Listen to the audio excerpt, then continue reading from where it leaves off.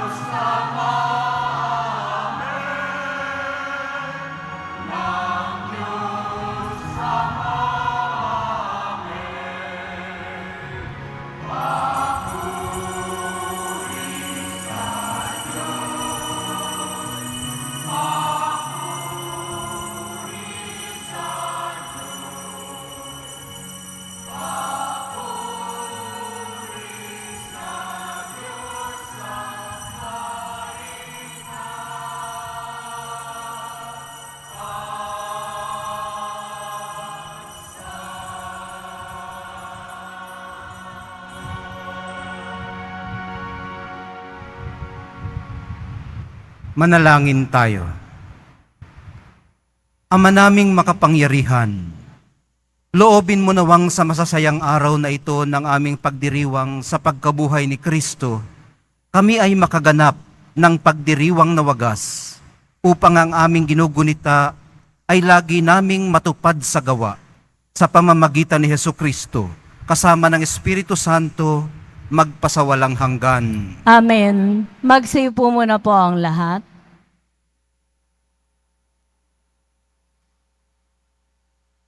Pagbasa mula sa mga gawa ng mga apostol. Sinalubong ni Cornelio si Pedro at nagpatira pa sa harapan nito at sumamba. Ngunit sinabi ni Pedro, "Tumindig kayo, ako'y tao ring tulad ninyo. Ngayon ko lubusang natanto na walang itinatanggi ang Diyos.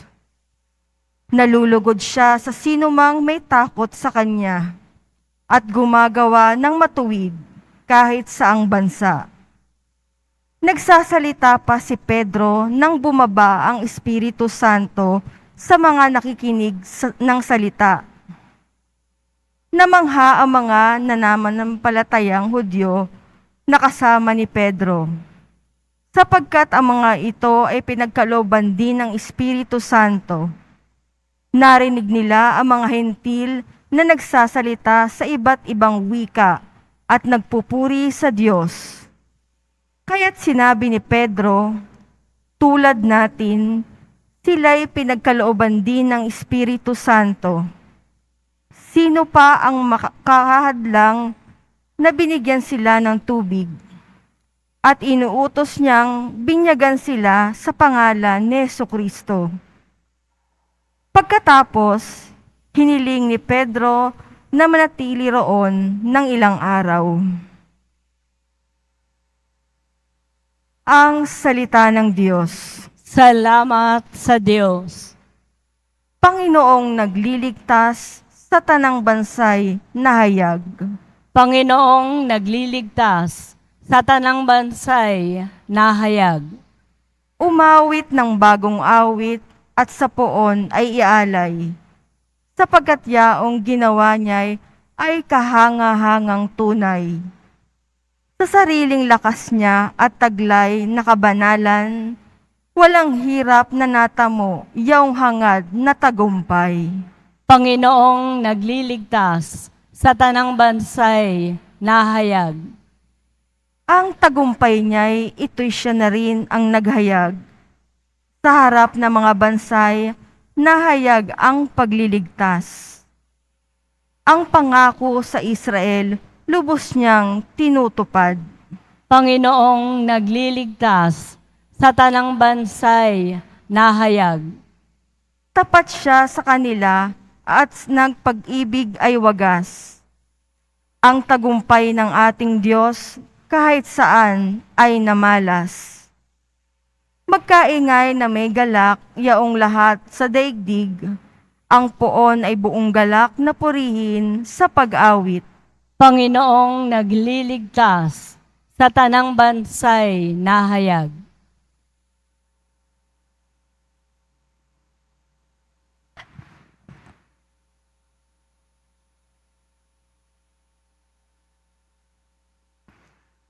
Pagbasa mula sa unang sulat ni Apostol San Juan. Mga pinakamamahal, mag-ibigan tayo sapagkat mula sa Diyos ang pag-ibig. Ang bawat umiibig ay anak ng Diyos at kumikilala sa Diyos. Ang hindi umiibig ay hindi kumikilala sa Diyos, sapagkat ang Diyos ay pag-ibig. Inihayag ng Diyos ang kanyang pag-ibig sa atin nang suguin niya ang kanyang bugtong na anak upang magkaroon tayo ng buhay sa pamamagitan niya. Ito ang pag-ibig. Hindi sa inibig natin ang Diyos, kundi tayo ang inibig niya at sinugo ang kanyang anak upang maging handog sa ikapagpapatawad ng ating mga kasalanan. Ang salita ng Diyos. Salamat sa Diyos. Magsitayo na po ang lahat.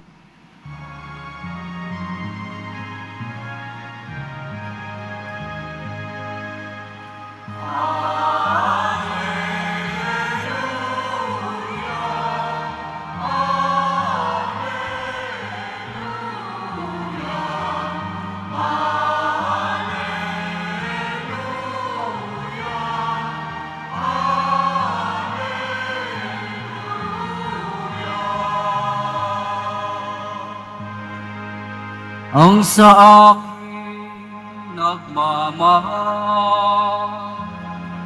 tutupad sa aking aral, ama't ako'y mananahan.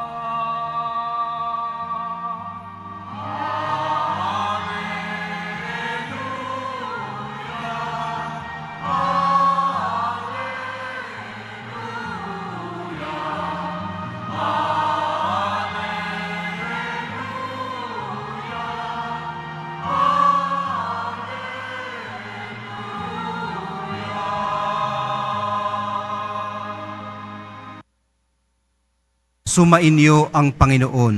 At sumaiyo rin. Ang mabuting balita ng Panginoon ayon kay San Juan. Papuri sa iyo, Panginoon. Noong panahong yun, sinabi ni Jesus sa kanyang mga alagad, kung paanong iniibig ako ng Ama, gayon din naman iniibig ko kayo. Manatili kayo sa aking pag-ibig. Kung tinutupad ninyo ang aking mga utos, mananatili kayo sa aking pag-ibig. Tulad ko, tinutupad ko ang mga utos ng aking Ama, at ako'y nananatili sa kanyang pag-ibig. Sinabi ko sa inyo ang mga bagay na ito upang makahati kayo sa kagalakan ko at malubos ang inyong kagalakan. Ito ang aking utos. Mag-ibigan kayo gaya ng pag-ibig ko sa inyo. Walang pag-ibig na hihigit pa sa pag-ibig ng isang taong nag-aalay ng kanyang buhay para sa kanyang mga kaibigan.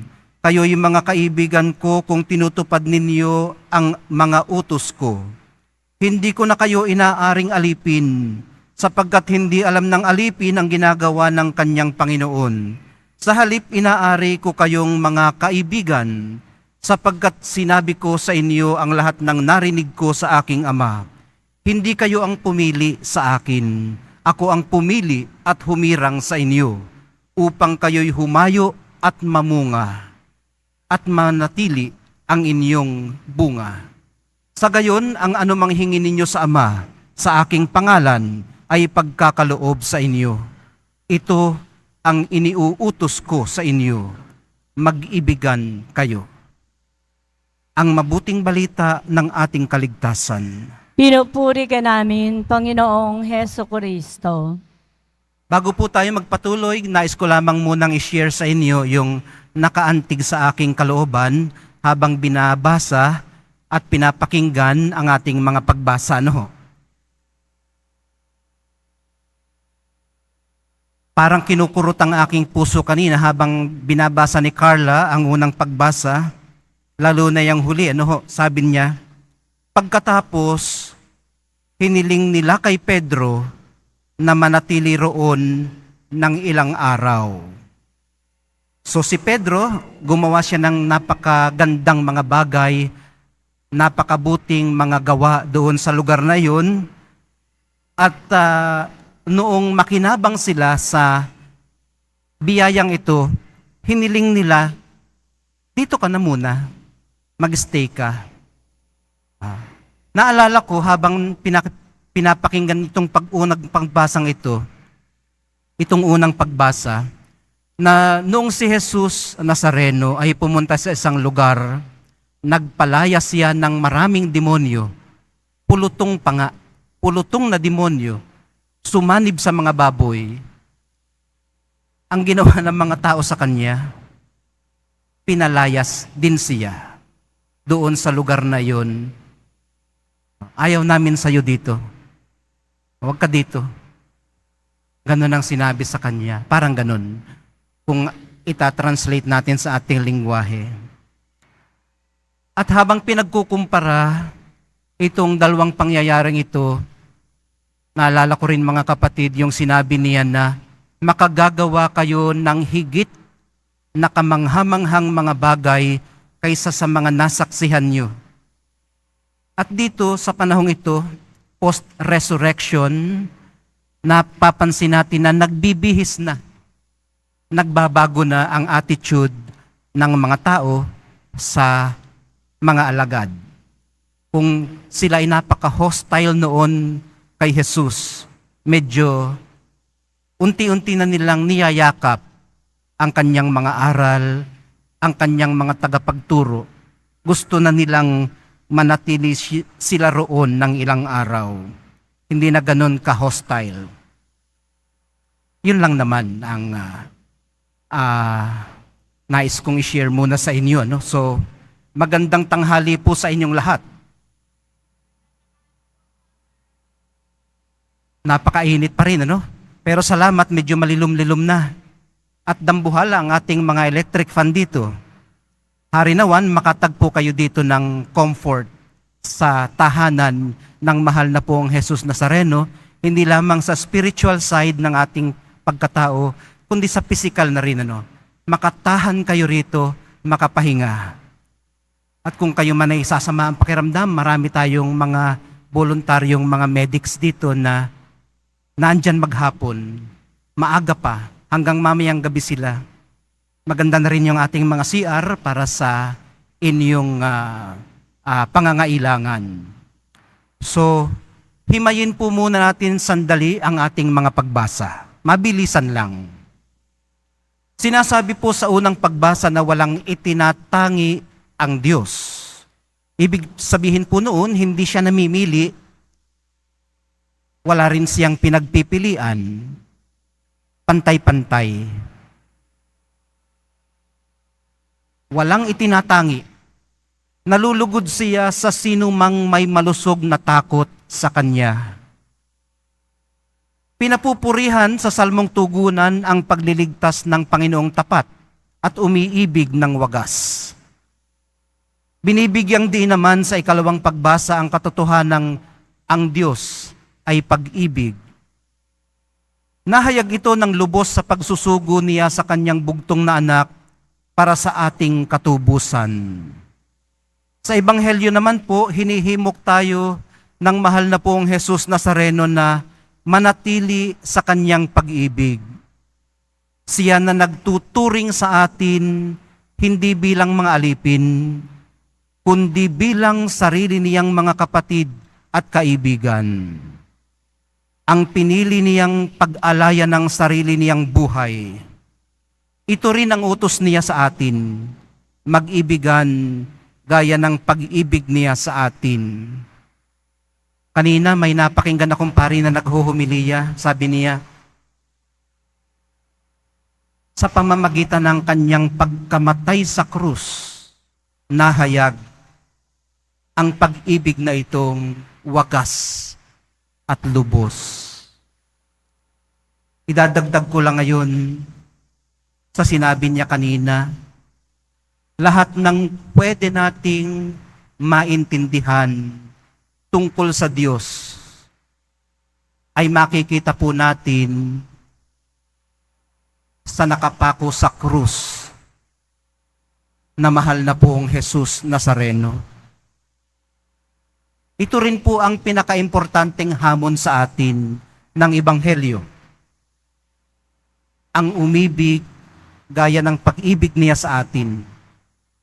Ito rin ang pinakamahirap gayahin. Kung narito kayo noong nakaraang linggo, sabi natin, madali namang gumaya dahil sanggol pa lang tayo, marunong na tayong gumaya.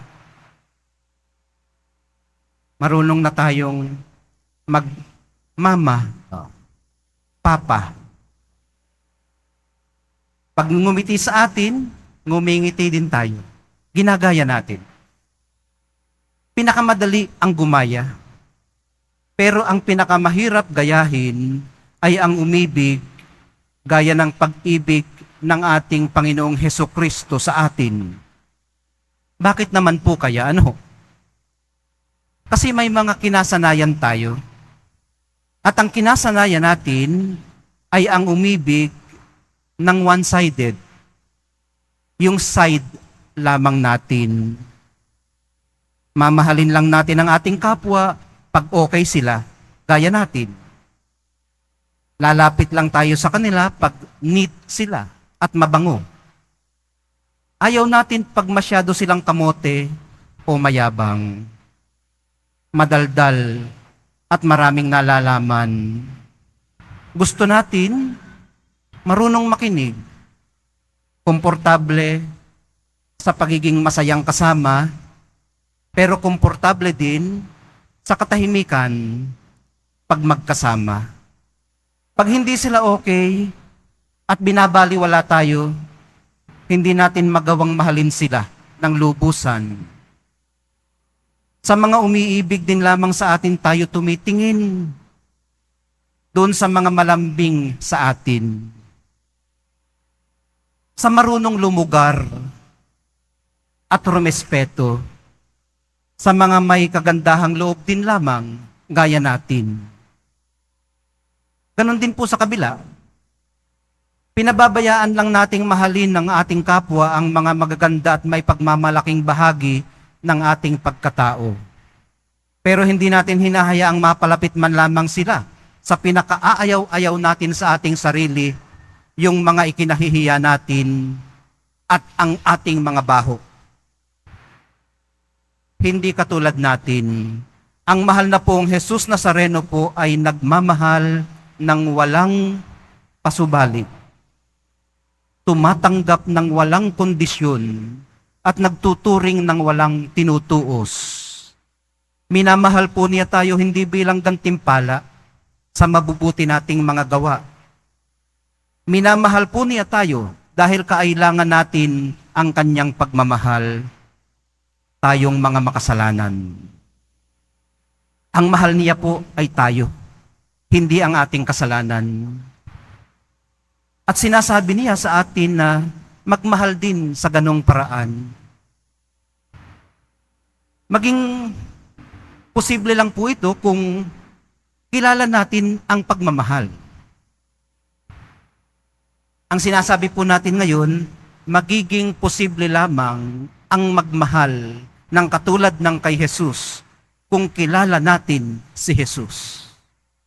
Dahil ang Diyos ay pagmamahal. Hindi lamang isang pakiramdam, yung sweet na fuzzy feeling na excited kang makita ang iyong minamahal. Hindi lang yun.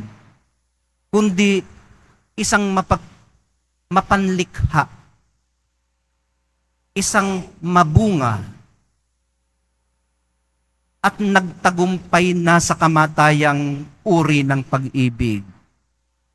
Napaka-dynamic at life-giving. Diyos po ang bukal ng pag-ibig na ito. Tayo naman ang daluyan. So ayun ano.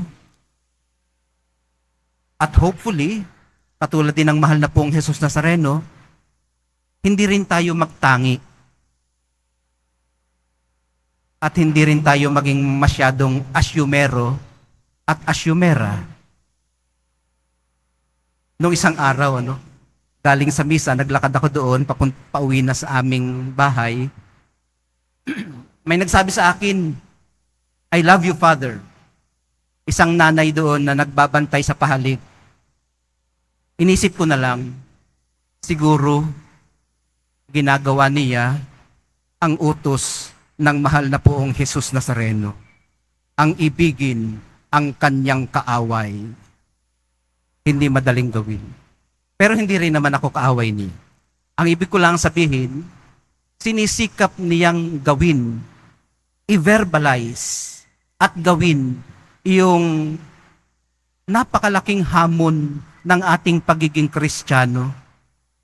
Kasi hindi naman malalaman ng ating kapwa na mahal natin sila kung hindi natin ipapahayag sa salita at sa gawa. At sabi kanina ni Father June, ng ating rektor at pura paroko, na so solidify ang pagmamahal nating ito sa pamamagitan ng pagkalinga natin sa ating kapwa. Konkreto itong nagagawa sa pamamagitan ng inyong mga tulong, maliit man o malaki. Minamahal kong mga kapatid, hinuhubog po tayo ng ating mga pakikipag-ugnayan. At kung paano tayo nakikipag-ugnayan, hindi po mapaghihiwalay ang pagmamahal sa Diyos at pagmamahal sa kapwa. Pag sinasabi po nating minamahal natin ang Diyos pero hindi naman natin kayang mahalin ang ating kapwa, baka niloloko lamang natin ang ating sarili. Ang tunay pong pag-ibig ay nagmumula, dumadaloy, at bumabalik din sa Diyos. Ito po ang pumapanday ng matibay at patas nating pakikipagkaibigan at pakikipagkapwa.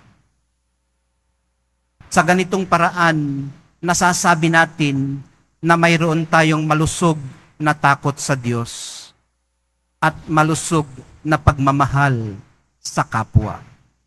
Hindi lang doon sa mga mabubuti sa atin, kundi doon sa mga hindi mabubuti sa atin. Sa pagpapatuloy po ng ating pagdalangin, mga kapatid, mamalaya nawa natin na pinagkakalooban tayo ng grasya. Lagi, araw-araw. Lagi po itong available. Grasya na buong pusong ibinibigay ng banal na Espiritu sa atin para gawin ang napakadakilang hamong ito ng Ebanghelyo. Hindi po ito request, hindi rin po ito anyaya o imbitasyon. Ito po ay utos. Alam po kasi ng mahal na pong Jesus Nazareno na hindi ito madaling gawin para sa atin, kaya tinutulungan niya tayo. Palakasin nawa tayo ng banal na Eucharistia para sundin ang dakilang utos na ito. Ang mag-ibigan gaya ng pag-ibig natin, ang mag-ibigan gaya ng pag-ibig niya sa atin. Pag-ibig na buo, pag-ibig na wagas, at pag-ibig na malaya.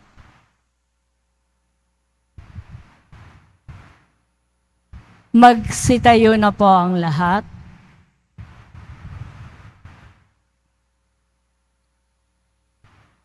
Sabay-sabay po tayo. Sumasampalataya ako sa Diyos amang amang makapangyarihan sa lahat na may gawa ng langit at lupa. Sumasampalataya ako kay Jesucristo, iisang anak ng Diyos, Panginoon nating lahat. Nagkatawang tao siya, lalang ng Espiritu Santo, pinanganak ni Santa Mariang Birhen, pinagpakasakit ni Poncio Pilato, ipinako sa krus na matay inilibing, nanaog sa kinaroroonan ng mga yumao. Nang may ikatlong araw na buhay na maguli, umakyat sa langit, naluluklok sa kanan ng Diyos amang makapangyarihan sa lahat. Doon magmumulang paririto at huhukom sa nangabubuhay at nangamatay na tao. Sumasampalataya naman ako sa Diyos Espiritu Santo, sa banal na simbahang katolika, sa kasamahan ng mga banal, sa kapatawaran ng mga kasalanan, sa pagkabuhay na muli ng nangamatay na tao, at sa buhay na walang hanggan. Amen. Minamahal kong mga kapatid, manalangin po tayo upang humingi ng biyaya ng ulan sa ating bansa. Sa bawat pagdalangin, wag na po tayong tumugon. Mamaya na po tayo tutugon ng amen. Ano po? Ama naming mapagmahal, Ama naming mapagmahal, na lumikha ng sangkalupaan at sanlibutan at ng mga kahangahangang kalikasan na dinadaluyan ng buhay ng iyong mga nilikha. Mapagpakumbaba kaming sumasamong ipagkaloob mo na ipag-adya kami sa matinding init na bumabagabag sa mga tao ngayon, humahadlang sa mga gawain at nagdudulot ng panganib sa buhay at hanap buhay. Bumuhos nawa ang biyaya ng ulan upang tubigan ang aming mga bukid at mga nanunuyong lupa. mapigil ang napipintong krisis sa tubig at kuryente, at pati rin ang aming uhaw sa tubig araw-araw. Sa hudyat ng iyong salita, sumusunod ang hangin at dagat. Iunat mo ang iyong mapagpalang kamay upang huminto na ang patuloy na pag-init ng panahon, upang ang iyong bayan ay maging abala sa mabubungang gawain at ang mga kabataan ay magpatuloy sa kanilang pag-aaral ng may kapanatagan at kaginhawahan.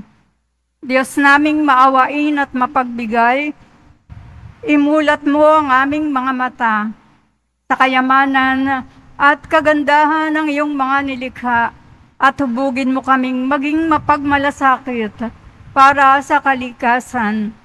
Turuan mo kaming maging mapagkakatiwalaang tagapangalaga ng iyong nilikha upang mapakinabangan namin ito ng may pananagutan at mapangalagaan ito laban sa pang-aabuso at paglulustay. Ngayong panahon ng krisis, mahal naming Panginoon, himukin mo kaming lalo pang magbahagi, maglingkod at magmahal. Mapagmahal na Diyos, Ama ng aming Panginoong Hesukristo, ipinagkatiwala mo ang bayang Pilipino sa makainang pagkalinga ng mahal na Birheng Maria. Dinggin mo ang mga panalangin ipinamimintuho namin sa Kanya para sa pagtataguyod niya sa amin, ang bayan labis niyang minamahal. Hinihiling namin ito sa pamamagitan ng aming Panginoong Hesukristo na nabubuhay at naghahari kasama mo at ang Espiritu Santo, magpasawalang hanggan. Amen. Mahal na Birhen ng Guadalupe, Ipanalangin mo kami. Santa Rosa ng Lima, Ipanalangin mo kami. San Lorenzo Ruiz, Ipanalangin mo kami. San Pedro Calungsod, Ipanalangin mo kami. Magsiupo muna po ang lahat.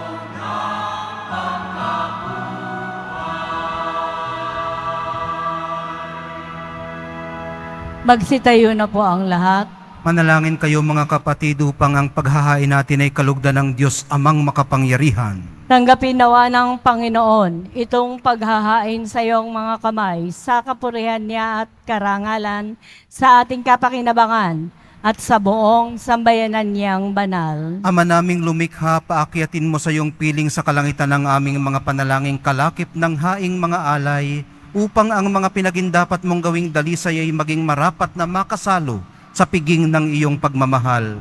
Sa pamamagitan ni Hesukristo kasama ng Espiritu Santo, magpasawalang hanggan. Amen. Sumainyo ang Panginoon. At sumaiyo rin. Itaas sa Diyos ang inyong puso at diwa. Itinaas na namin sa Panginoon. Pasalamatan natin ang Panginoong ating Diyos. Marapat na siya ay pasalamatan. Ama naming makapangyarihan, tunay ngang marapat na ikaw ay aming pasalamatan. Ngayong ipinagdiriwang ang paghahain ng Mesiyas, ang maamong tupa na tumubos sa aming lahat. Ang katawan ng anak mong sa krus na bayubay ay handog ng pag-ibig na walang kapantay. Ito ang paghahaing ganap mong kinalugdan. Ito ang nilunggati ng dating pag-aalay. Ang buong sarili ng anak mong si Jesus ay inihain sa iyo upang kami ay matubos. Siya ang dambana at paring naghahandog. Siya pa rin ang tupang handog na ibinukod. Kaya kaisa ng mga anghel na nagsisiawit ng papuri sa iyo, nang walang humpay sa kalangitan, kami nagbubunyi sa iyong kadakilaan.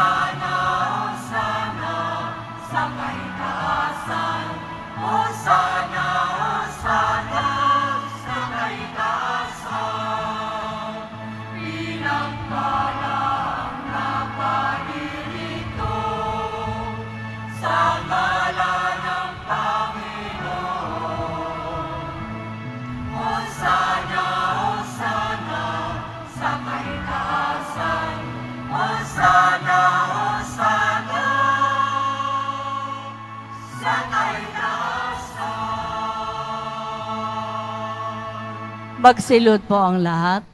Ama naming banal, ikaw ang bukal ng lahat ng kabanalan. Kaya't sa pamamagitan ng iyong Espiritu, gawin mong banal ang mga kaloob na ito upang para sa amin maging katawan at dugo ng aming Panginoong Hesukristo. Bago niya pinagtiis ang kusang loob na maging handog, hinawakan niya ang tinapay, pinasalamatan kaniya, pinaghati-hati niya iyon, iniabot sa kanyang mga alagad at sinabi, "Tanggapin ninyong lahat ito at kanin, ito ang aking katawan na ihahandog para sa inyo."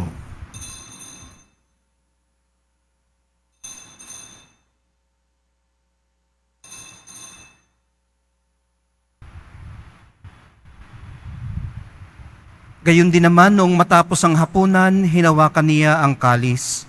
Muli kanyang pinasalamatan. Iniabot niya ang kalis sa kanyang mga alagad at sinabi, "Tanggapin ninyong lahat ito at inumin. Ito ang kalis ng aking dugo, ng bago at walang hanggang tipan. Ang aking dugo na ibubuhos para sa inyo at para sa lahat. Sa ikapagpapatawad ng mga kasalanan, gawin ninyo ito sa pag-alaala sa akin."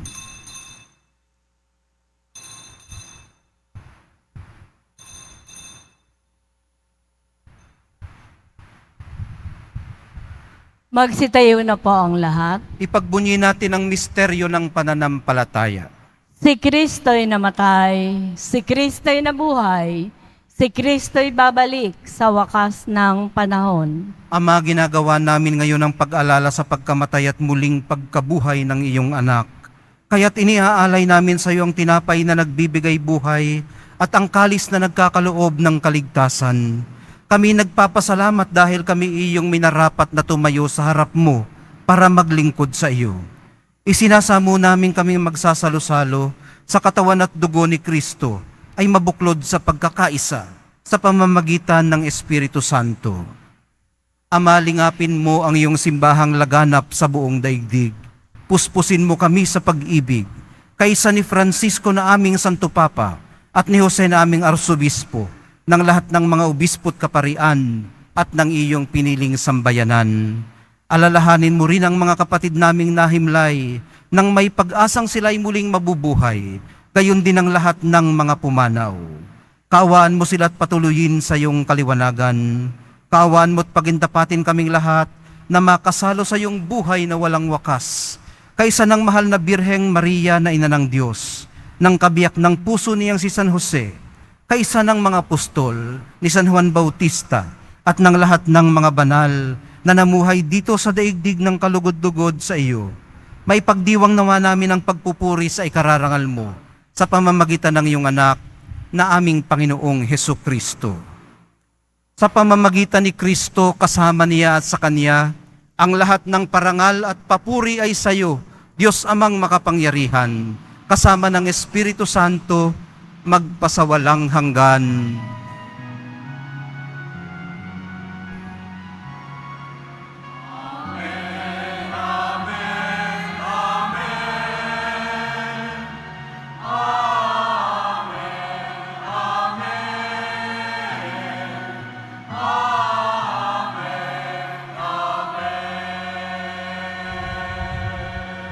Itinuring po tayo ng mahal na pong Jesus Nazareno na hindi na iba sa Kanya, kundi sarili niyang mga kaibig at mga kapatid.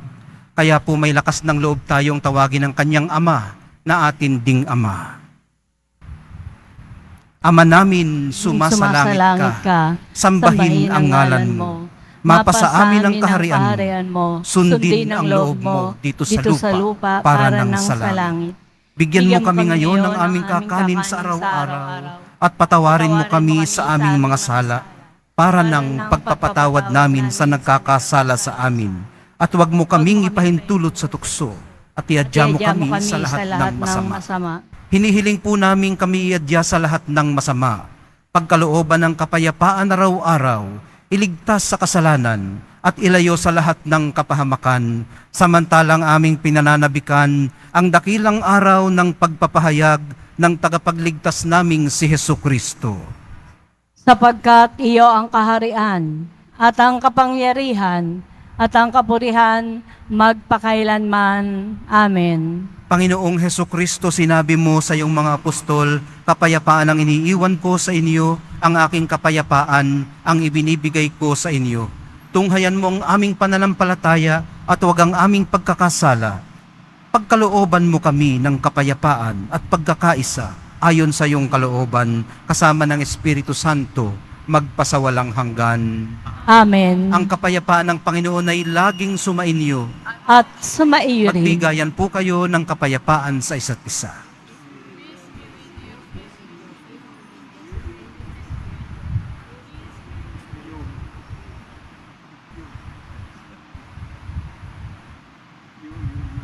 Kordero ng Diyos na nag-aalis ng mga kasalanan ng sanlibutan, maawa ka sa amin.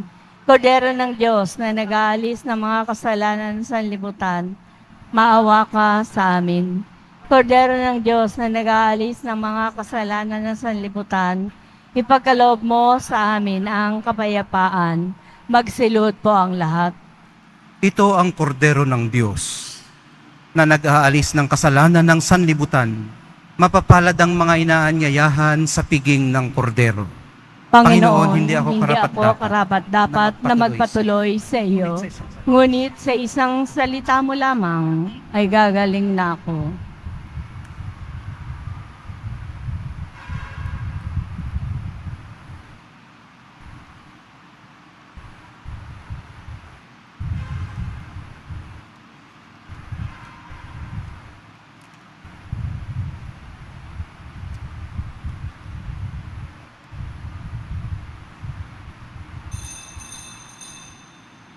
Para po sa lahat ng tatanggap ng banal na komunyon, sasagot po tayo ng amen. Pagkasabi po ng pare o ng lay ministers ng katawan ni Kristo, at isubo po agad sa bibig bago umalis sa harapan ng pare o ng lay ministers. Sumunod po tayo. Maraming salamat po.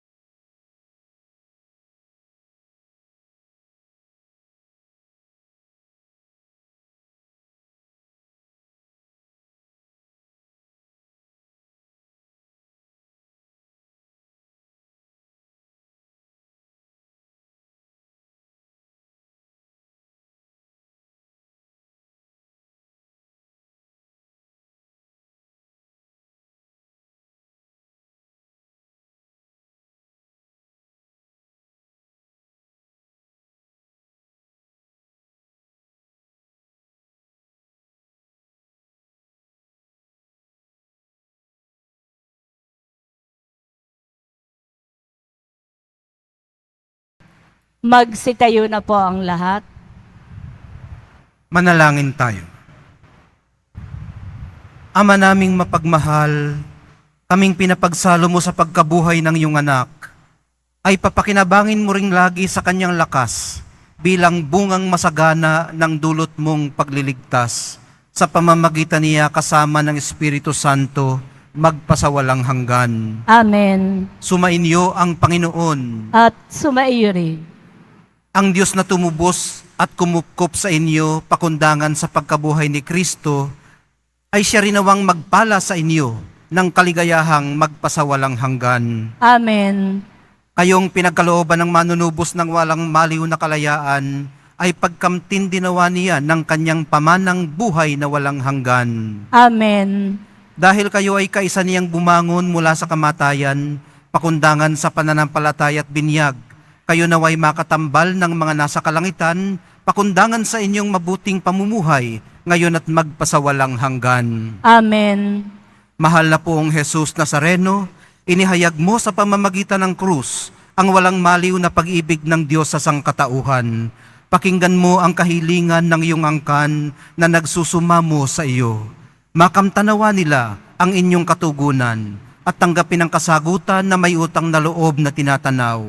Basbasan din po ninyo at pagpalain ang kanilang mga pinasasalamatan, hinihiling at pinagsusumakitan sa araw-araw, pati na ang daladala nilang mga imahin at dasalan. Matagpuan din po nawa nila ang kanilang mga hinahanap. Sa pamamagitan ng bendisyon na ito naway maalala nila ang mga pangako nila noon sa binyag, na ikaw ang kanilang iibigin at paglilingkuran bilang Panginoon, magpasawalang hanggan. Amen. At pagpalain po kayong lahat at ang inyong pamilya at mga komunidad ng makapangyari at mapagmahal na Diyos, Ama, Anak, at Espiritu Santo. Amen. Naihandog na po natin ang banal na misa sa paglalakbay po natin sa buhay araw-araw, lumakad tayo sa liwanag, kapayapaan at pag-asa ng ating minamahal na Nuestro Padre, Jesus Nazareno. Salamat sa Diyos.